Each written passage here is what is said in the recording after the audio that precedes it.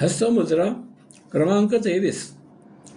चित्रामध्ये पाहून तेथे दाखविल्याप्रमाणे डाव्या आणि उजव्या हाताच्या तर्जनीचे मधले पेर एकमेकांना जोडा. दोन्ही हाताची उरलेली 3 बोटे आणि अंगठा यांचे अग्रभाग एकमेकांना जोडा. दोन्ही हातांनी एकमेकांच्या बोटावर घट्ट दाब द्या. अशा प्रकारे हस्तमुद्रा केलेल्या स्थितीत पुढे करून दाखविल्याप्रमाणे आपल्या शरीरातील 7 चक्रांवर प्रत्येक चक्रावर एक याप्रमाणे महामंत्राचा जप करा. ओम तत्सत्त्वम् असि. ओम तत्सत्त्वम् असि.